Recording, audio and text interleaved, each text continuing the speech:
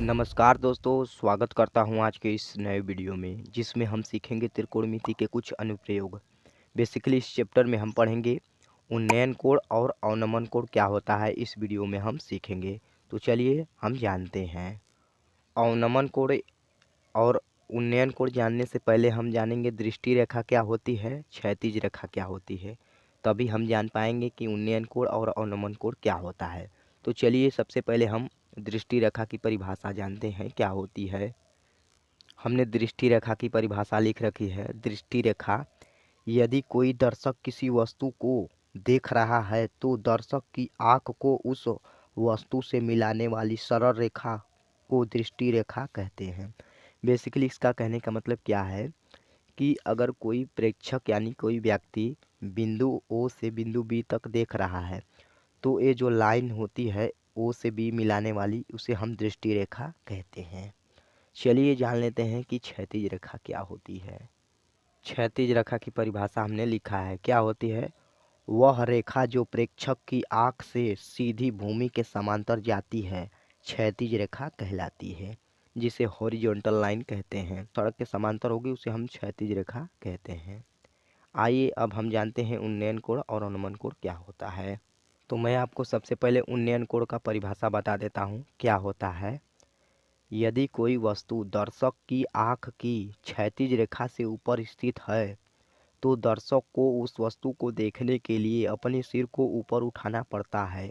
इस प्रक्रिया में दर्शक की दृष्टि क्षैतिज रेखा से एक निश्चित कोण बनाती है। इस कोण को वस्तु का उन्नयन कोण कहते हैं। बेसिकली ये परिभाषा में क्या कहा है हम जान लेते हैं।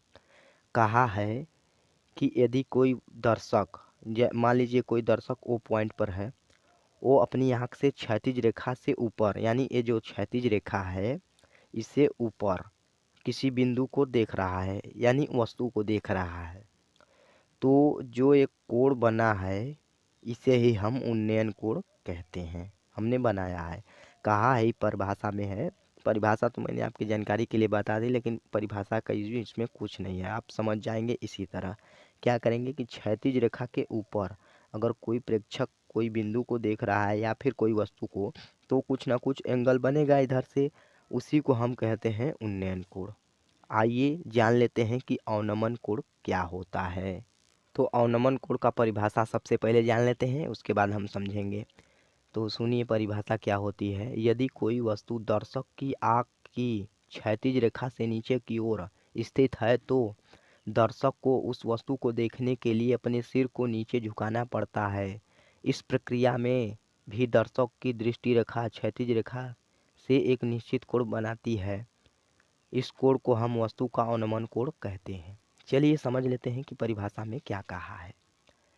मान लीजिए कि कोई प्रेक्षक है, अपने छत पर है, तो उस पे से देख रहा होगा तो वो जो सीधे देखेगा तो वो क्षैतिज रेखा ही बनेगी, क्योंकि सड़क के समांतर देखेगा।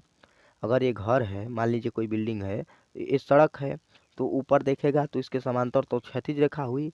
लेकिन जो क्षैतिज रेखा से नीचे मुड़ी करके देखेगा किसी पॉइंट पर, मान लीजिए कि कोई कार है यहाँ पर, तो उसे देख रहा होगा, तो ये दृष्टि रेखा बनेगी और क्षैतिज रेखा से कुछ ना कुछ इसका अवनमन कोण बनेगा। तो इसी को हम क्या कहते हैं, अवनमन कोण कहते हैं। बेसिकली आपको समझ में आ गया होगा कि अगर कोई प्रेक्षक अगर ऊपर की ओर देख रहा होगा तो ये जो कोण बनेगा उन्नयन कोण होगा, और जो प्रेक्षक अगर मुड़ी नीचे करके देख रहा होगा यहाँ पर तो क्या होगा, अवनमन कोण होगा। यही बेसिक इसका डिफिनेशन है और मैंने आपको समझा दिया। तो उम्मीद करता हूँ कि आप लोगों को अवनमन कोण और उन्नयन कोण समझ में आया होगा।